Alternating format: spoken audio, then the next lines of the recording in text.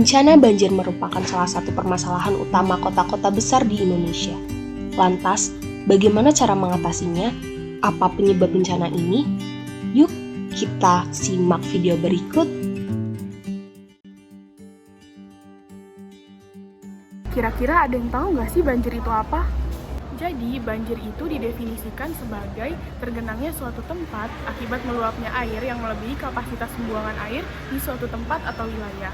Banjir dapat menyebabkan berbagai kerugian dan dari berbagai aspek, yaitu aspek fisik, sosial, dan juga ekonomi.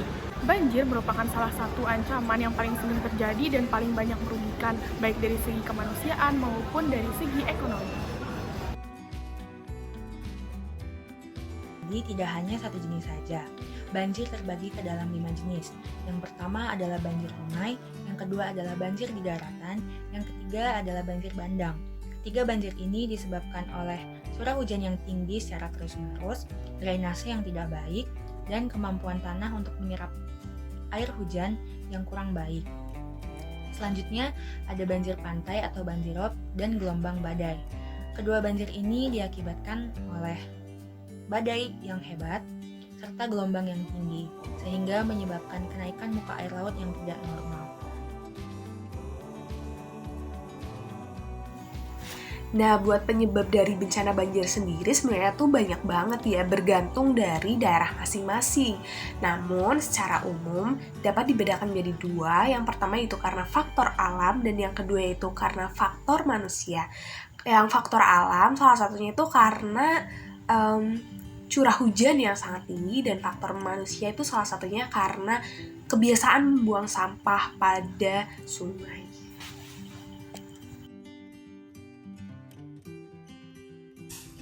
Banjir memiliki dampak yang sangat buruk bagi kehidupan manusia dan juga hewan. Bencana ini juga lebih banyak memberikan dampak negatif, seperti menyebabkan banyaknya manusia dan hewan terluka hingga mati.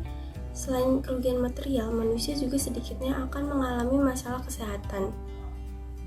Banjir juga memiliki dampak yang besar bagi perekonomian, sebab air banjir yang datang akan menerjang apapun dan merendam seluruh wilayah yang memiliki lahan dengan resapan air yang rendah.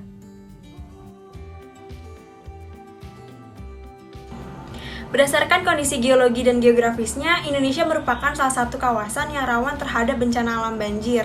Nah, kawasan rawan terhadap bencana alam banjir ini merupakan satu kawasan yang sering atau berpotensi menerima aliran permukaan yang relatif tinggi atau tidak dapat tertampung oleh drainase atau sungai yang nantinya bisa melimpah ke kanan dan ke kiri, yang tentunya bisa menimbulkan masalah yang merugikan bagi semua makhluk hidup.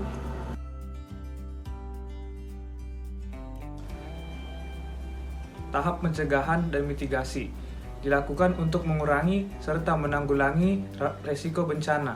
Dapat dilakukan dengan cara struktural atau rekayasa teknis bangunan maupun kultural, atau meningkatkan kesadaran masyarakat, yaitu seperti yang pertama membuat peta wilayah rawan bencana, yang kedua membuat alarm bencana, yang ketiga membuat bangunan tahan bencana, dan yang keempat memberikan edukasi kepada masyarakat di daerah rawan bencana.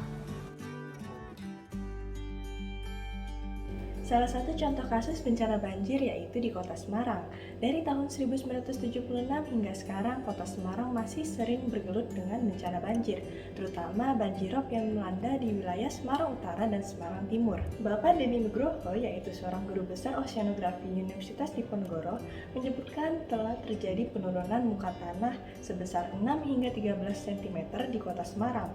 Penurunan muka tanah ini menyebabkan Kota Semarang mudah sekali terkena banjir. Kemungkinan penyebab lainnya yaitu penggunaan lahan di kawasan dekat pantai, di mana kawasan tersebut memiliki drainase permukaan yang buruk sehingga air tidak dapat terserap dan terjadilah banjir.